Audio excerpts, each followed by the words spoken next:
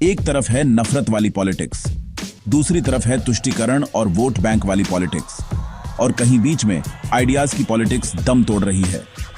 कभी सोचा है इंडिया को असल में कैसी पॉलिटिक्स चाहिए? आज पॉलिटिक्स एक रस्साकशी जैसी लगती है। एक एक्सट्रीम पर है धार्मिक उन्माद, दूसरे पर है जाति के नाम पर तुष्टीकरण।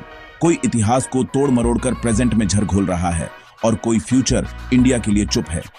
जो कुछ लीडर्स इस सबसे ऊपर उठते हैं उन्हें या तो गद्दार कह दिया जाता है या फिर वे हेडलाइन से ऐसे गायब हो जाते हैं जैसे उनका कोई वजूद ही नहीं।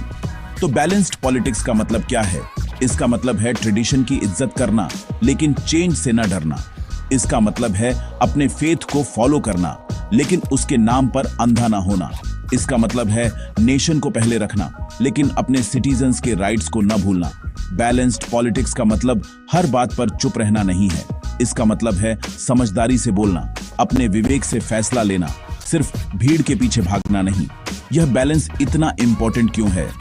क्योंकि अगर हमारी पॉलिटिक्स ऐसे ही झुकी रही तो सोसाइटी हमेशा कट्टरता और वोट बैंक के खेल में फंसी रहेगी। और जब सोसाइटी फंसी रहती है तो सड़कें नहीं बनती, स्कूल नहीं चलते, हॉस्पिटल जरूरतमंदों तक नहीं पहुंचते, जॉब्स नहीं आती। इंडिया को अब अंतहीन बहसें नहीं चाहिए, उसे आइडियाज में क्लैरिटी चाहिए। हमें ऐसे लीडर्स चाहिए जो जोड़ें तोड़ें नहीं, जो नफरत से दूर रहें और लोगों के प्रति जवाबदेह रहें। और हमें ऐसे सिटीजन्स चाहिए जो कौन बोल रहा है इस पर कम ध्यान दें और क्या बोला जा रहा है इस पर ज्यादा।